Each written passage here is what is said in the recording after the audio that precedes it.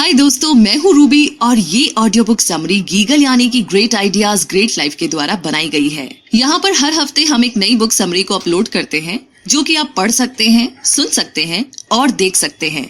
तो आइए शुरू करते हैं आज की समरी को, जिसका नाम है the monk who sold his Ferrari, यानी कि एक सन्यासी जिसने अपनी संपत्ति बेच दी। मैं हैरान था, अचंभित था ये देख करके कि जिस इंसान ने अदालत में खड़े होकर के अनगिनत कानूनी मामलों को जीतकर पूरे देश में नाम और शोहरत कमाई थी, आज वही प्रख्यात वकील उसी भरी अदालत में जमीन पर गिरा हुआ था।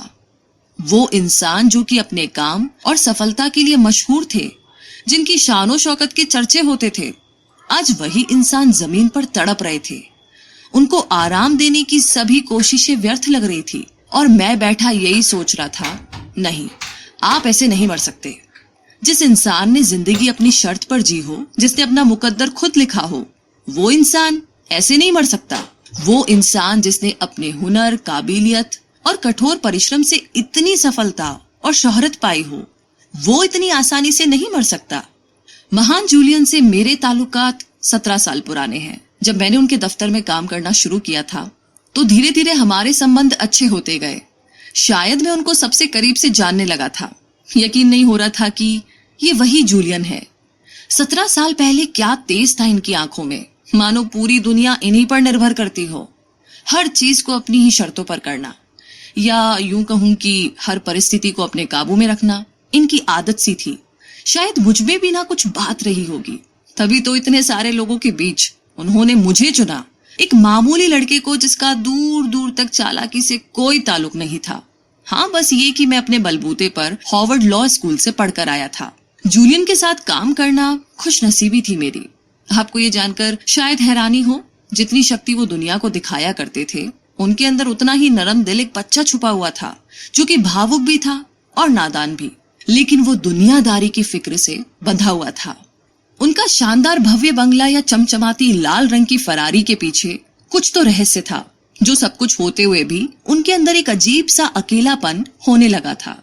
कुछ तो राज था जिसका असर उनके काम और व्यवहार दोनों पर दिखने लगा था, और शायद यही उनकी बेचैनी का कारण भी बन रही थी।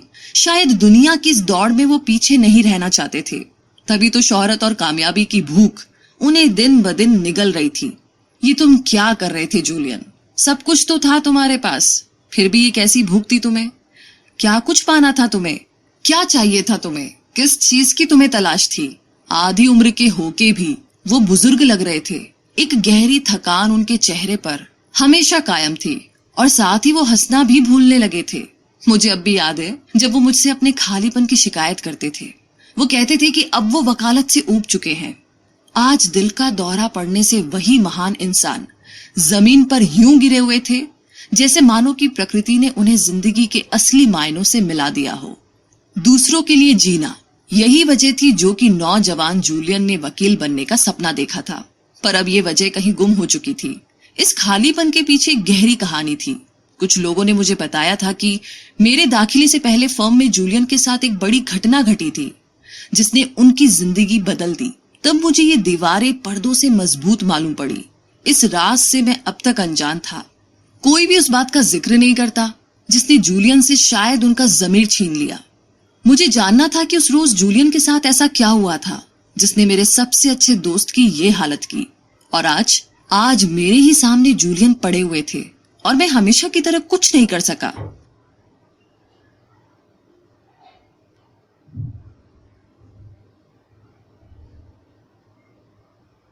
कंपनी जूलियन के बिना अपाहिज सी होने लगी थी और तुरंत ही आपातकालीन बैठक बुलाई गई। इस बैठक में जो कुछ भी कहा गया उसने मुझे झंझोड़ कर रख दिया। सबसे पहले सभी को सूचित किया गया कि जूलियन को दिल का दौरा पड़ा था और ये कि उनकी हालत नाजुक बनी हुई है। और आगे जो मैंने सुना वो शब्द मुझे आज तक याद है। मुझे ये बताते हुए बेहद दुख है कि जूलियन ने हमारे परिवार को अलविदा कहने का निर्णय लिया है। मुझे लगता था कि मैं जूलियन को सबसे करीब से जानता था, पर शायद ऐसा नहीं था। मैं जानता था कि उन्हें ये सब बोझ लगने लगा था, लेकिन मुझे ये अंदाजा नहीं था कि ये नौबत इतनी जल्दी आ जाएगी। हाँ, ये सच था कि देश के सबसे बड़े वकीलों में से एक महान जूलियन अब कभी वकालत नहीं करेंगे। आज पूरे 3 साल बीत चुके हैं। मुझे आज जूलियन के बारे में सिर्फ इतना पता है कि उन्होंने अपना आलीशान बंगला और उस लाल फरारी को बेचकर मन की शांति के लिए वो भारत रवाना हो गए थे, शायद अपने जीवन के कुछ प्रश्नों के जवाब ढूंढने। तो इन 3 सालों ने मुझे भी काफी हद तक बदल दिया। मैं अपने परिवार के महत्व को समझने लगा हूं और कभी कभार आज भी अपनी मसरूफियत से वक्त निकालकर जूलियन को याद कर लेता हूं। मगर ये जिंदगी मुझे चौंकाना छोड़ दे तो इसे जिंदगी कैसे कहेंगे। तो एक दिन मेरे दफ्तर में लगभग 30 साल का एक नौजवान व्यक्ति आया। वैसे ज्यादा काम होने की वजह से मैं लोगों से कम ही मिलता जुलता हूं, पर कुछ तो बात थी उस इंसान में जो उस पर नजर पड़ते ही मैं काफी मोहित हो गया। एक अलग सा ही सुकून था उसके चेहरे पर जो उसे बाकियों से अलग कर रहा था। मैं मानो उसकी मौजूदगी से सम्मोहित हो चुका था कि तभी अचानक उस व्यक्ति ने बड़ी ही विनम्रता से मुझसे कहा, क्या आप अपने सभी मेहमानों से इसी तरह पेश आते हैं? जिसने आपको अदालत के दांव पेच सिखाए हैं उनसे भी? ये सुनते ही मेरे होश उड़ गए। मैं चौंक गया। जूलियन, ये तुम हो? हाँ, वो नौजवान सा दिखने वाला व्यक्ति जूलियन है। उत्साह की लहर मेरे अंदर मानो उमड़ती जा रही थी। ये आखिर कैसे मुमकिन हो सकता है? मुझे समय लगा ये यकीन करने में, पर ये सच है। एक बदला हुआ जूलियन मेरे सामने इस तरह खड़ा है मानो फरिश्ते भी उसे देख करके शर्मा जाए।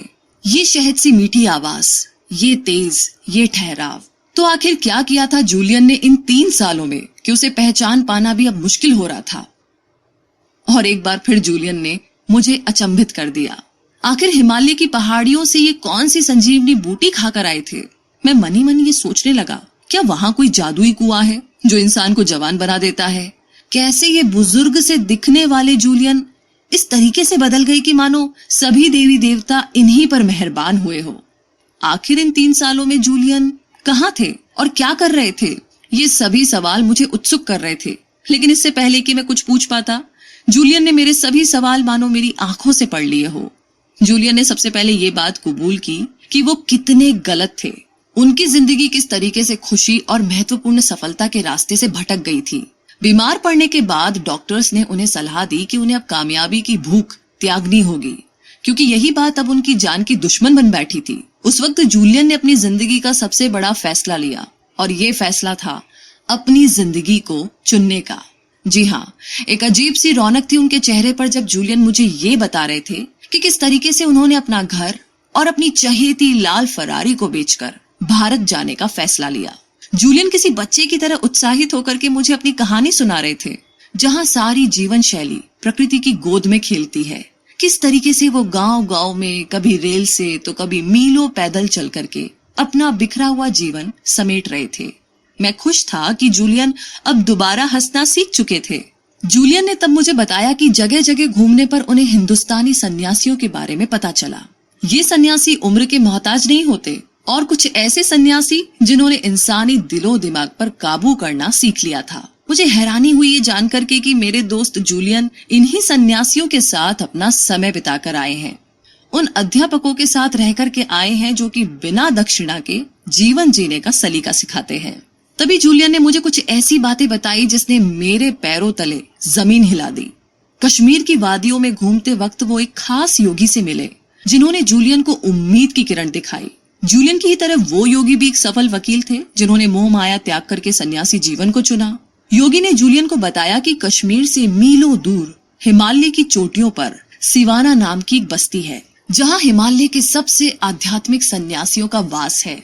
ये सन्यासी उम्र के हर पड़ाव को पार कर चुके हैं और कुछ तो अद्भुत शक्तियों के मालिक भी है। वो जीते जी ज्ञान के सागर है जिन्हें आत्मा और शरीर को तृप्त करने के संदर्भ में प्राचीन कला हासिल है। उन सन्यासी को कोई भी सामान्य व्यक्ति नहीं ढूंढ पाता। बस ये सुनते ही जूलियन को मालूम हो चुका था कि अब उनकी मंजिल कहाँ थी, तो बिना वक्त गंवाए वो सिवाना की खोज में जुट गए। अगली सुबह सूरज की पहली किरण के साथ ही जूलियन की तलाश भी शुरू हुई। शुरुआती दिनों में उन्हें बहुत दिक्कतों का सामना तो नहीं करना पड़ा, लेकिन जैसे जैसे समय बीतता गया जूलियन की मुश्किलें बढ़ती गई। रास्ते कठिन और जानलेवा बन चुके थे और अब तो खाना और पानी भी काफी नहीं पड़ रहा था। लेकिन जूलियन ने हार नहीं मानी। हिमालय की ऊंची पहाड़ियों पर उन खूबसूरत वादियों में अकेले ही चढ़ाई पर निकल पड़े। मैंने दबी हुई आवाज में जूलियन से पूछा कि क्या घर बार छोड़ना कठिन नहीं था। उनका जवाब उनकी ही तरह बेबाक था। जूलियन ने कहा कि मोह को त्यागना उनके जीवन का सबसे कठिन नहीं बल्कि सबसे आसान उपाय था, क्योंकि इसके बदले उन्हें तृप्ति और अपार शांति नहीं मिलती। तो जूलियन कई दिनों तक हिमालय पर भटकते रहे और अंत में उनकी सेहत भी उनका साथ छोड़ने लगी थी। एक मोड़ पर आकर के वो टूट से गए। उनकी आंखों के सामने उनकी पिछली जिंदगी के पल किलकारियां भर रहे थे। वो क्या ढूंढने आए थे यहाँ, और क्या उन्हें वो मिल पाएगा? बस यही सोचते सोचते जूलियन की आंखें बंद हो रही थी। लेकिन तभी जूलियन ने अपने सामने एक छवि देखी। मैं ये सोच रहा था कि उस सुनसान और अनजान इलाके में किसी मनुष्य का होना कितना संभव होगा। खैर, जूलियन ने होश संभालते हुए लाल कपड़ों में लिपटे उस व्यक्ति से मदद की गुहार लगाई। जैसे वो व्यक्ति जूलियन की तरफ मुड़ा, उसकी दिव्यता को देख करके जूलियन दंग रह गए। ऐसा अद्भुत स्वरूप जूलियन ने पहले कभी नहीं देखा था, जिससे प्रभावित होकर के जूलियन को ये समझ आ चुका था कि ये सिवान के उन सन्यासियों में से एक होंगे। उस व्यक्ति ने जूलियन से पूछा कि आखिर वो सिवान के सन्यासियों को क्यों ढूंढ रहा है। तभी जूलियन ने उन्हें अपनी पूरी कहानी बताई और तब सन्यासी उन्हें एक शर्त पर अपने साथ सिवान ले जाने के लिए राजी हो गए। और शर्त ये थी कि सन्यासी के द्वारा मिलने वाले ज्ञान को दुनिया भर में फैलाना और उन्हीं फलसफों से जरूरतमंदों की मदद करना। तो उस पल से ही सन्यासियों की ही तरह जूलियन का मकसद भी दुनिया को जीने की एक बेहतर जगह बनाना होगा। अब जूलियन ने चैन पाया और सिवान के उस सन्यासी के साथ निकल पड़े। रहस्यमय सिवान तक पहुंचने के लिए कई घंटों तक घुमावदार और जटिल रास्तों को पार करके जूलियन और सन्यासी एक हरी भरी घाटी में पहुंच गए। एक तरफ हिमालय की ऊंची पर्वतमाला तो दूसरी तरफ चीड़ के घनघोर पेड़। इन दोनों के सम्मेलन ने घाटी की सुंदरता को अद्भुत ऊंचाइयों पर पहुंचा दिया था। बस अब यही वो पल था। जूलियन का इंतजार खत्म हुआ जब सन्यासी ने उनसे कहा, सिवान में आपका स्वागत है।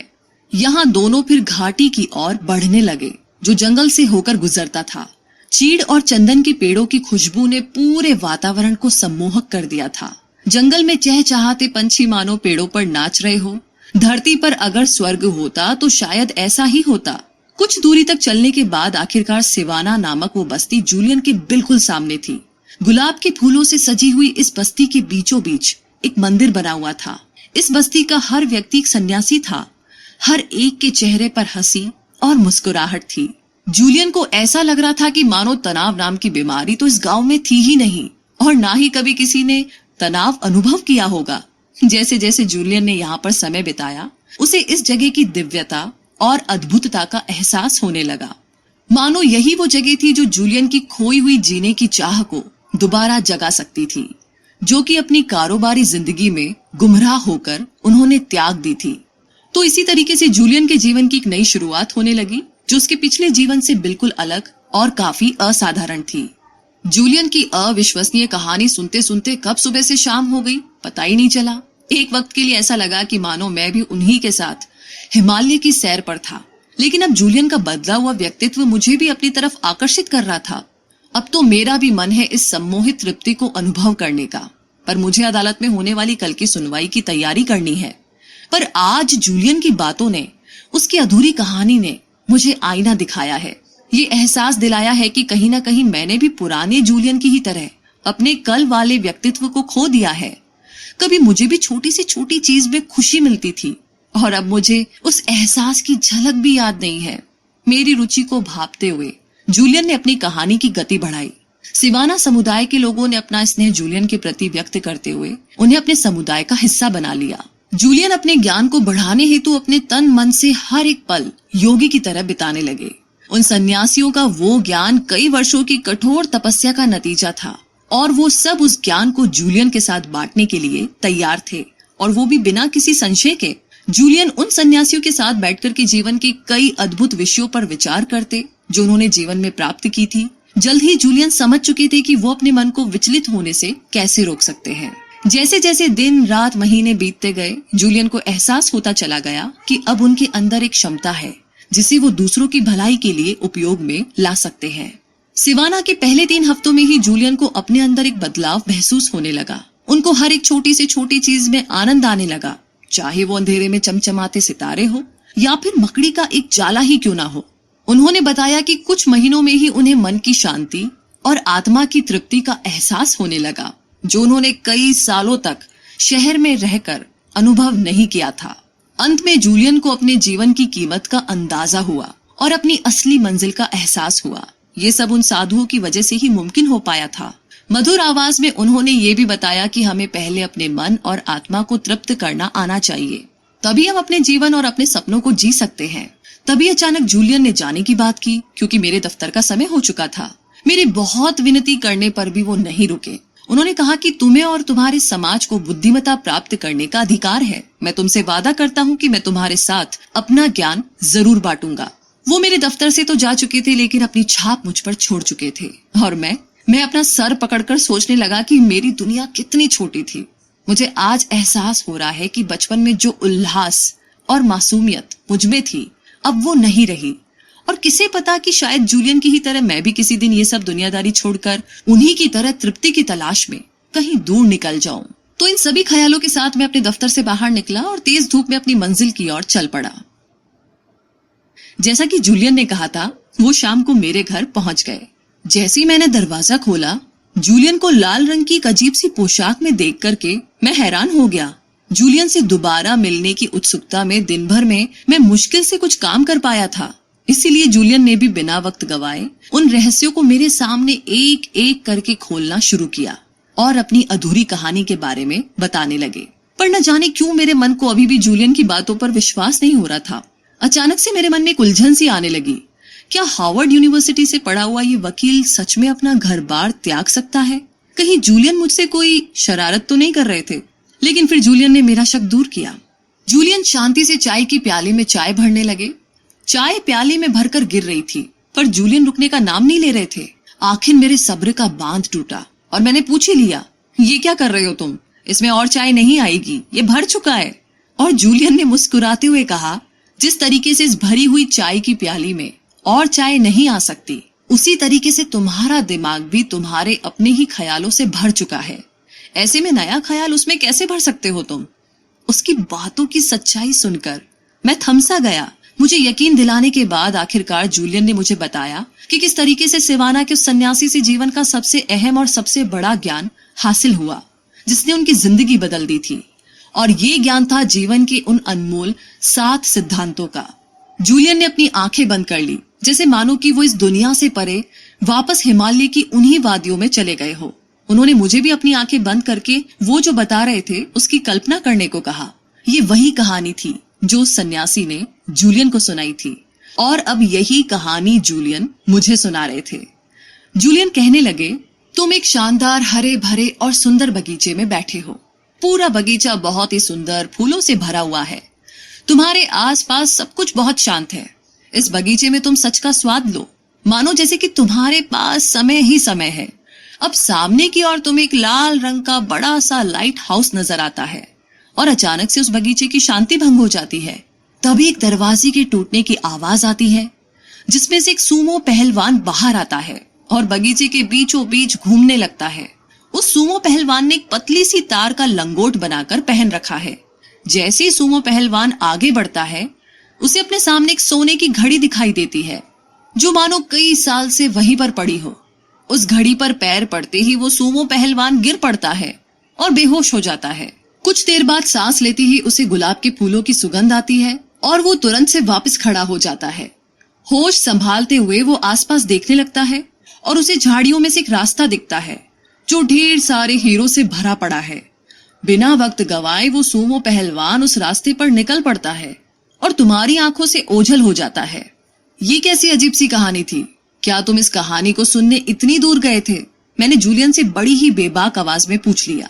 इस पर जूलियन ने मुझसे मुस्कुराते हुए कहा कि उसने भी सिवाना के सन्यासी से कुछ ऐसा ही पूछा था, जब उस महान सन्यासी ने जूलियन को ये कहानी सुनाई थी।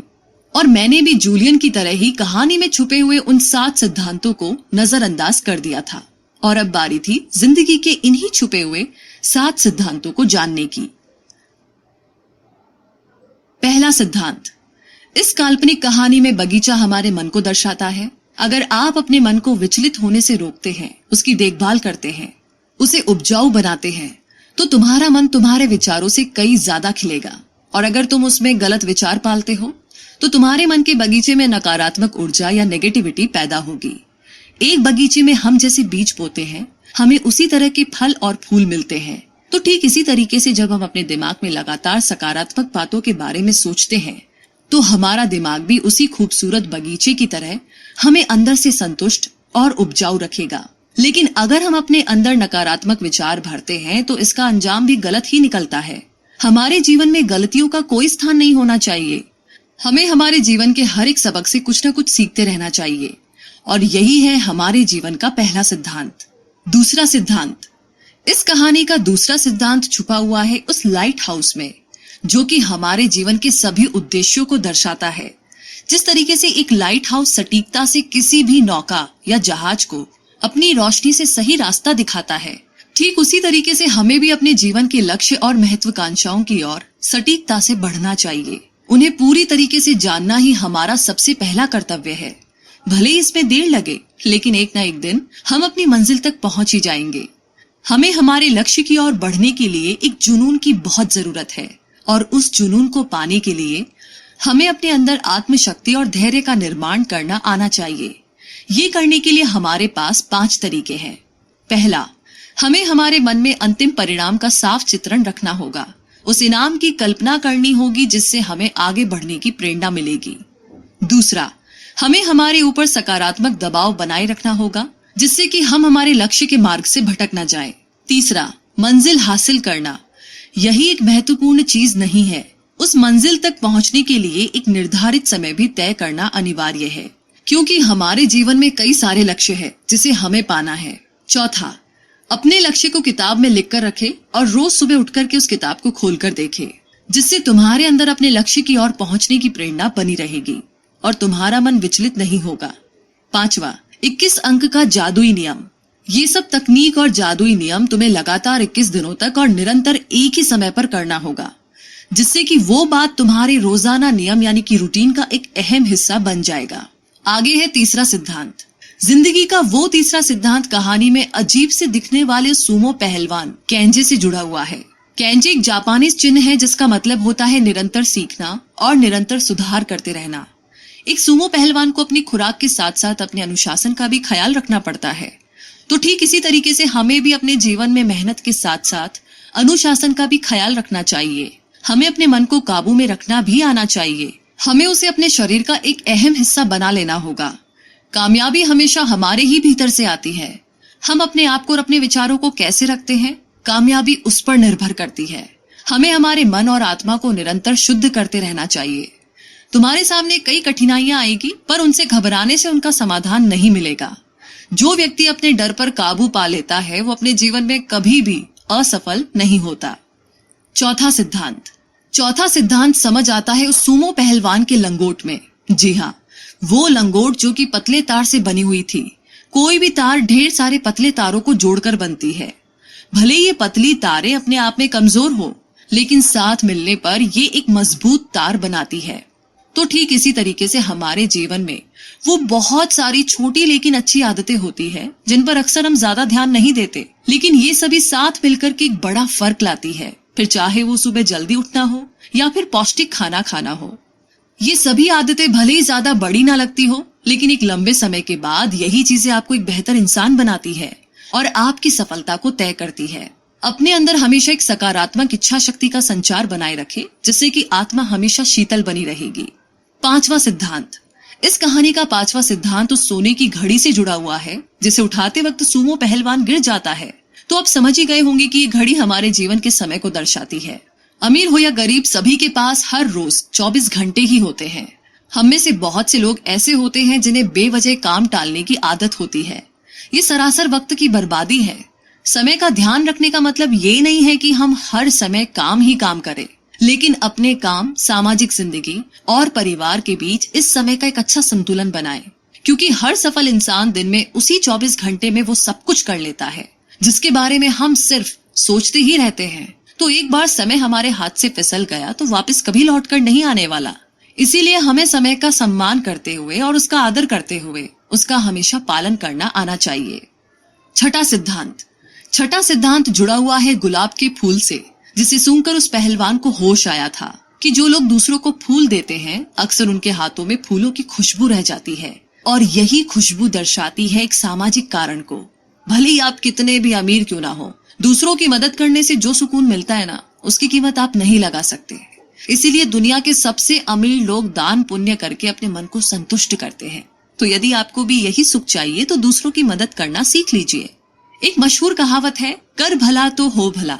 बस यही कहावत इस सिद्धांत को दर्शाती है। हमें अच्छाई का काम कभी छोड़ना नहीं चाहिए और किसी अच्छे काम के बदले अच्छे फल की उम्मीद भी नहीं करनी चाहिए। हमें बिना किसी स्वार्थ के भलाई का काम करना चाहिए, तभी हमारी अंतरात्मा को जो खुशी मिलेगी उसे हम चंद शब्दों में बयान नहीं कर सकते। सातवां सिद्धांत। तो आखिरकार इस कहानी का आखिरी यानी कि जीवन का सातवां सिद्धांत जुड़ा हुआ है कहानी के नायक के रास्ते से। ये हीरे कुछ और नहीं बल्कि जिंदगी के वो छोटे छोटे पल हैं जो हमें ढेर सारी खुशियां देते हैं, लेकिन हम अक्सर इन्हें नजरअंदाज करके अपने अतीत के बारे में सोच सोच करके दुखी हो जाते हैं या फिर अपने भविष्य के लिए परेशान, और इन सब में हम अपने आज को जीना भूल जाते हैं। फिर चाहे वो अपने परिवार के साथ समय बिताना हो या अपने बच्चों के साथ खेलना या फिर किसी दोस्त के साथ एक कप चाय पीना हो, ये सभी हसीन पल हमारी जिंदगी में उन अनमोल हीरो की तरह होते हैं जिन्हें हमें संभाल कर रखना चाहिए। तो कामयाबी के लिए कभी भी अपनी खुशियों का गला मत घोटिए। जिस रास्ते पर तुम चल रहे हो, जीवन के उसी रास्ते पर चलते चलते तुम्हें अपनी खुशियों का एहसास जरूर होगा, क्योंकि खुशियां ढूंढने से नहीं मिलती, बल्कि हर छोटी छोटी चीज में इस खूबसूरत एहसास का आनंद लिया जा सकता है। तो दोस्तों, इसी के साथ को सुनने के लिए आपका बहुत बहुत धन्यवाद। जल्दी आपसे दोबारा मुलाकात होगी, तब तक के लिए जय हिंद।